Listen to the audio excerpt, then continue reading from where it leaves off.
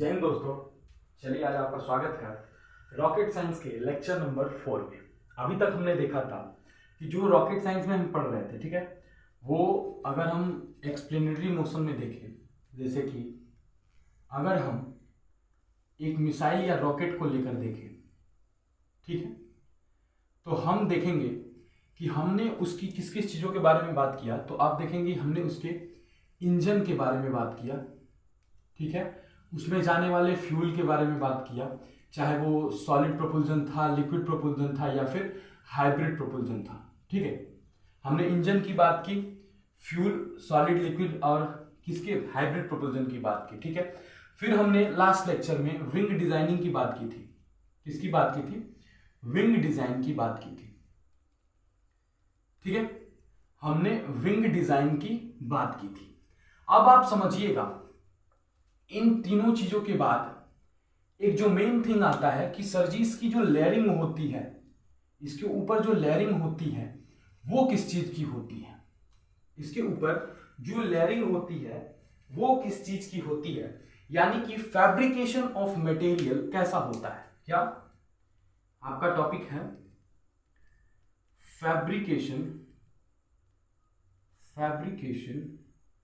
Of material. किस चीज का फैब्रिकेशन होता है? ठीक है, मटेरियल, ठीक है। बात समझिएगा, इस पे किस चीज की लेयरिंग या फिर मटेरियलिंग की जाती है। हमने बताया था आपको कि ये क्या हो गया, आपका फ्यूल मोड हो गया। इधर फ्यूल है थ्रस्ट क्रिएट करने के लिए, ठीक है। यहां पर आपने मेन ऑप्टिमाइज रख दिया, जैसे सैटेलाइट या कुछ रख दिया, और ये आपका ओपन थिंग है, ठीक है। लास्ट में यही बचता है, यही पूरा बचता है आइटम। तो ये सब आप जानते हो, ठीक है। अब हम बात करते हैं कि इसके ऊपर जो लेयरिंग होती है वो किस चीज की होती है। तो इसके ऊपर जो लेयरिंग होती है वो दरअसल एल्यूमिनियम की होती है, ठीक है। अभी हम रीजन बताएंगे ऐसा क्यों होता है, ठीक है। जिसके साथ एलॉय के फॉर्म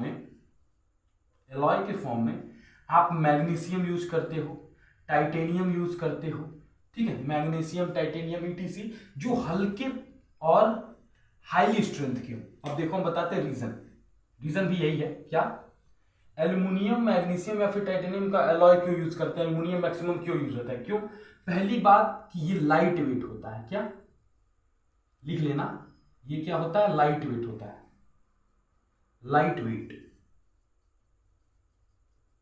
दूसरा लिखना रीजन लिखा रहा है आपको, फैब्रिकेशन ऑफ मटेरियल में एल्युमिनियम, मैग्नीशियम इनका एलॉय यूज होता है और ये मेन कोर यूज होता है एल्युमिनियम का। ऐसा क्यों होता है? तो इसका रीजन लिखना, लाइट वेट पहला, हाई स्ट्रेंथ, इसकी स्ट्रेंथ क्या होती है? हाई स्ट्रेंथ, ठीक है। नॉन कॉर्सिव, इसमें कॉर्जन लगना बहुत टाइम लेता है, कॉर्जन लगने में, ठीक है। तो नॉन कॉर्सिव लगभग, ठीक है। और इसका जो लाइट वेट है, इसके कारण क्या होता है, हमारा मिनिमम फ्यूल यूज होता है इसको ऑपरेट करने में, मतलब इसको ढकेलने में। अगर कोई चीज मान लो, जैसे मान लीजिए इस कैप को हमें धक्का देना हो तो ये कम फोर्स में चला जाएगा, और वहीं पे इस पूरे को देना हो तो ये क्या करेगा? मैक्सिमम फोर्स लेगा। उसी तरह क्या करेगा, थ्रस्ट यहां पर क्रिएट हो रहा है, अगर ये हल्की चीज है तो ये जल्दी निकलेगा, ठीक है, और ये हमारे अर्थ ऑर्बिट से जल्दी निकल जाएगा। अगर हम क्या करते हैं, यहाँ पे उसी तरीके का मटेरियल यूज करते हैं, ठीक है, थ्रस्ट को क्रिएट करने के बाद, ठीक है। तो ये होता है फैब्रिकेशन ऑफ मटेरियल में इस चीजों का यूज किया जाता है ताकि वो लाइट वेट रहे और हमारे लिए इजी हो उस चीज को रिमूव करना, इस चीज को अपने स्पेस में भेजना, ठीक है। ये चीजें क्लियर हुई, ये चीज क्लियर हुई। मटेरियल का फैब्रिकेशन किस चीज का किया जाता है, यानी कि कितनी चीजें क्लियर हुई? इंजन, फ्यूल, ठीक है, wing designing and fabrication of material. अब आइए बात करते हैं इनके कुछ मेन मुद्दे की। सर जी अगर हम पूछें कि जो इसका मेन मोटो होता है किसी मिसाइल या रॉकेट को लॉन्च करने का, रॉकेट छोड़िए अभी अगर हम मिसाइल की बात करें, अगर किसी मिसाइल को लॉन्च करने का मेन मोटो क्या होता है? Main motto to launch missile. ठीक है, मेन मोटो क्या होता है मिसाइल के लॉन्च करने का। तो ये सिंपल सी बात है। आप कहोगे सर जी हम किसी पॉइंट से अपने टारगेट को एम करके डिस्ट्रॉय करते हैं। ठीक है, अब हमने जो फंक्शन पढ़ा बनाकर, ठीक है, चाहे मान लो वो कोई पृथ्वी मिसाइल होगी या फिर ब्रह्मोस हो गया, ये चीज जाकर इसे डिस्ट्रॉय कैसे करेगा। अगर मान लो हमने जैसे सादा मटेरियल भेज दिया, इसमें कुछ है ये नहीं एक्सप्लोजिव, तो इसे डिस्ट्रॉय कैसे करेगा। तो इस मटेरियल को कहा जाता है वॉरहेड। क्या कहा जाता है? वॉरहेड। वॉरहेड ही मिसाइल का मेन मोटो होता है, वॉरहेड। अब वॉरहेड क्या होता है सर जी? मिसाइल के अंदर वो एक्सप्लोजिव भरा जाता है, ठीक है, वो एक्सप्लोजिव भरा जाता है, रखा जाता है, जो यहां पर पहुंचने के बाद इसे हाईली एक्सप्लोज कर देता है, ब्लास्ट कर देता है, डिस्ट्रॉय कर देता है। ठीक है, यानी कि वॉरहेड को इसमें सुरक्षित रखा जाता है मिसाइल के अंदर, और मिसाइल का केवल इतना काम होता है कि वो इस पॉइंट से इस पॉइंट पर जाए और वॉरहेड को यहां से यहां तक पहुंचाए। बस मिसाइल का मेन मोटो क्या होता है? अभी तक हम जो सोच रहे थे वो मिसाइल के नेमिंग के लिए था, समझने के लिए था। अब मिसाइल का मेन मोटो क्या है? यहां से वॉरहेड को ले जाकर टारगेट तक पहुंचाना, और वॉरहेड वहां पर पहुंचते ही इसके टकराव की वजह से अपना काम कर देगा। क्या कर देगा? वहां पे एक्सप्लोजिव जो होगा तुरंत क्या हो जाएगा? ब्लास्ट हो जाएगा। और यही वॉरहेड का फंक्शन है, क्या करना? हाईली एक्सप्लोज करना, किसी टारगेट को डिस्ट्रॉय करना। ठीक है, किसी टारगेट को डिस्ट्रॉय करना। अब समझ गए मिसाइल का एम क्या होता है। ठीक है, जैसे हर बंदे का एक एम होता है, वैसे मिसाइल का एम होता है। ठीक है, मिसाइल का एम होता है वॉरहेड को उसके सही जगह पर पहुंचाना, वॉरहेड को उसके सही जगह पे पहुंचाना, जो पाकिस्तान वाले नहीं कर पाते। ठीक है, अभी उनकी हालत खराब है, छोड़िए। ठीक है, तो मिसाइल का मेन मोटो होता है वॉरहेड को उसके सही जगह पर पहुंचाना। Is it confirm? Is it confirm? चलिए अब एक बात करते हैं, एक मुद्दा शुरू करते हैं जिसका नाम है बहुत ही विख्यात चीज, इस समय सबसे ज्यादा थ्योरी उसी पे आ रही है, उसका नाम है स्टार वॉर्स या फिर स्टार वॉर। अब आपने इस पे कई सारी मूवी देखी होंगी, कई सारी चीजें देखी होंगी, कई सारे एपिसोड आते हैं, बिलियंस ऑफ व्यूज जाते हैं जिसके। ठीक है, तो वो स्टार वॉर है क्या? तो स्टार वॉर समझिएगा, स्टार वॉर दरअसल है क्या? मान लीजिए ये अर्थ का लेयर है, ये आपकी कंट्री है, ठीक है, ये तो हमने चाइना बना दिया, रसिया हो गया ये, ठीक है,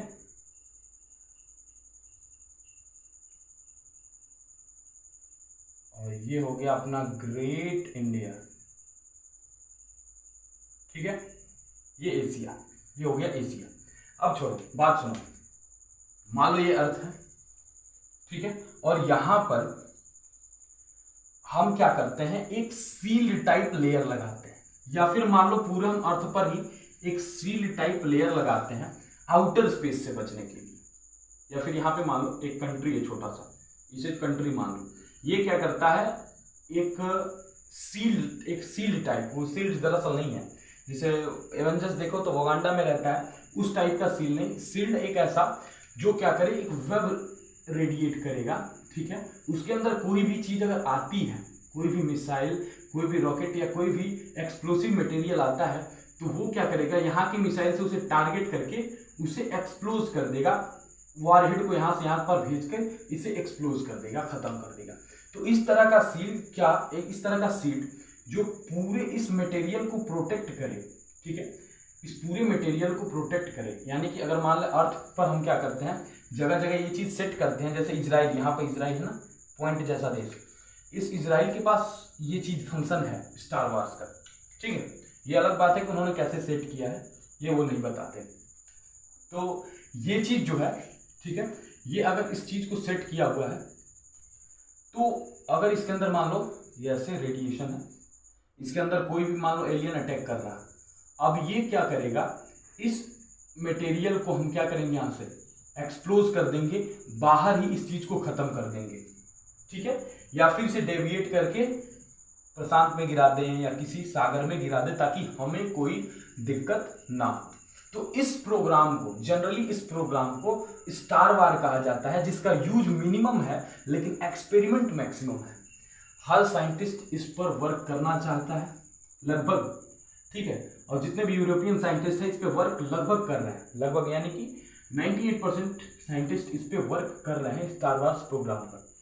हर कंट्री चाहता है कि वो सुरक्षित रहे और पूरे अर्थ को भी सुरक्षित रहा जाए, इसलिए G20 समिट में मोदी जी ने क्या कहा था, 1 फैमिली 1 अर्थ, ठीक है, 1 फैमिली 1 अर्थ, G20 में मोदी जी ने कहा था, ठीक है। तो ये स्टार वार्स प्रोग्राम क्या हो गया, ये आप समझ चुके हैं, ठीक है। अब हम बात करते हैं, अपने मुद्दे को आगे बढ़ाते हैं, ठीक है। तो रॉकेट में हमने देखा कि क्या क्या बातें हुई, इंजन से लेकर फ्यूल तक, वॉरहेड तक। अब देखना रॉकेट में जो चीज रखा जाता है वो कोई भी चीज हो सकता है, जैसे सैटेलाइट हो गया। तो आज हम मुद्दा को शुरू करते हैं सैटेलाइट पॉइंट से, ठीक है। तो हेडिंग डालिएगा सैटेलाइट। अब देखिए सैटेलाइट का अर्थ वो मत समझिएगा कि कोई इस टाइप का मटेरियल है, ये केवल मत समझिएगा, होता तो यही है, मतलब केवल ये मत समझिएगा, ठीक है। कुछ ऐसा स्ट्रक्चर होता है सैटेलाइट का जो ह्यूमन मेड होता है, ह्यूमन मेड, मैंने क्या कहा, ह्यूमन मेड होता है, ठीक है। ऐसा कुछ स्ट्रक्चर होता है उसका सैटेलाइट का। अब कोई बता दे कमेंट करके कि मैंने किस सैटेलाइट को बनाया है, छोड़िए, आइए। तो सैटेलाइट का मेन मुद्दा है, जैसे मान लीजिए ये अर्थ है, क्या ये अर्थ है, पृथ्वी है, क्या है, पृथ्वी है, ठीक है, ये अर्थ है। इसके साइड में, इसके बगल में घूमने वाली जो भी, ठीक है, जो भी स्मॉल प्लैनेट हो गया या जो भी मटेरियल इसका क्या कर रहा है, रेगुलर इलिप्टिकल ऑर्बिट में या किसी भी ऑर्बिट में इसके पाथ को क्या कर रहा है, रिट्रेसिंग कर रहा है या फिर इसको चक्कर लगा रहा है इसके चारों तरफ, उस चीज को कहेंगे सैटेलाइट, ठीक है। अब अगर हम कहें कि हमारा नेचर सैटेलाइट जो है वो क्या है, मून है, मून है, लेकिन ह्यूमन मेड कई सारे हैं, ठीक है, कई सारे हैं। तो इसमें इंडिया का फर्स्ट, हमने ये जो बनाया है वही है, ठीक है, इंडिया का फर्स्ट सैटेलाइट क्या है, उसका नाम सोचिए, उसका नाम है आर्यभट्ट। क्या नाम है उसका, आर्यभट्ट। इंडिया का फर्स्ट सैटेलाइट है आर्यभट्ट, जो कुछ इस तरह दिखाई देता था और इसे लॉन्च किया गया था, ठीक है। अब बताइए हमें इस चीज को लॉन्च करने के लिए किस चीज की जरूरत पड़ती है, रॉकेट की। किस चीज की, रॉकेट की, ठीक है। अब कुछ प्रश्न यहां से उठते हैं, देखिएगा रॉकेट साइंस के अब आ गए मेन पार्ट पर, ठीक है। और ये मेन पार्ट कहता है कि ये जो रॉकेट है ये कैसे बनेगा, क्या होगा, कैसे लॉन्च किया जाएगा और कहां जाकर ये इस सैटेलाइट को ड्रॉप करेगा। अब बात समझना, इसे किस तरीके से स्पेस में भेजा जाता है, किस तरीके से, रॉकेट द्वारा, ठीक है। अब वो रॉकेट कैसा हो सकता है, देखना 3 तरीका, क्या, या तो वो PSLV रॉकेट हो, PSLV जो किसने बनाया था, इसरो ने, Indian Space Research Organisation, ISRO ने, या फिर ASLV हो, ठीक है, या फिर ASLV हो या फिर CSLV हो। अब पूछोगे CSLV और PSLV मैक्सिमम यूज होता है, ठीक है, PSLV और CSLV। अब CSLV क्या है, तो CSLV नासा ने बनाया है, किसने, नासा ने, लेकिन बेटर PSLV है, सबसे बेटर जो है वो है PSLV। PSLV दिमाग में रख लो, PSLV सबसे बेटर है। कैसे है ये हम अभी आपको बताते हैं, ठीक है। तो पहले जान लो इस चीज को, सैटेलाइट को हम स्पेस में, कहां भेजना है हमको, स्पेस में कैसे भेजेंगे, किसी रॉकेट के थ्रू, और वो रॉकेट कौन सा होगा, इन तीनों में से एक होगा। अब सोचना नेक्स्ट प्रश्न है कि हम इस अर्थ के किधर भेजेंगे, कहां पे भेजेंगे सर, स्पेस में तो पूरा स्पेस अनंत है, कहां पर भेजेंगे। तो सर जी यहां पर 3 ऑर्बिट होते हैं। पहला होता है लियो, ठीक है, lower earth orbit, lower earth orbit, ठीक है। हमें लगता है थोड़ा सा मिटा देना चाहिए ताकि आपको समझ में आए अच्छे से, ठीक है। अब देखिएगा lower earth orbit LEO, lower earth orbit,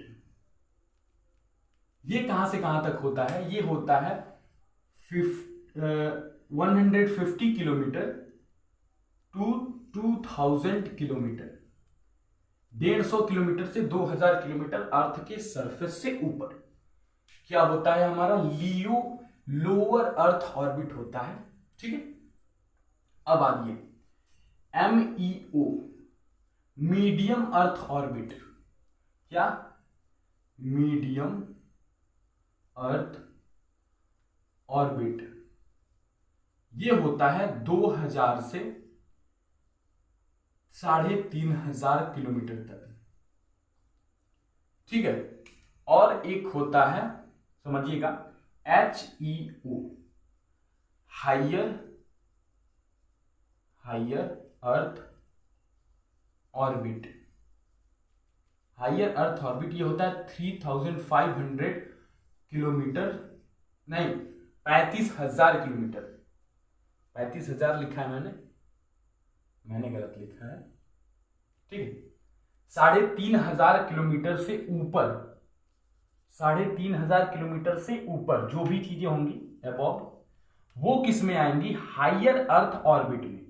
लेकिन लेकिन लेकिन लेकिन एक चीज याद रखो, लेकिन एक चीज याद रखो, क्या, एक और कंडीशन होता है, वो होता है जियोसाइनरस या फिर जियो स्टेशनरी अर्थ ऑर्बिट, GEO।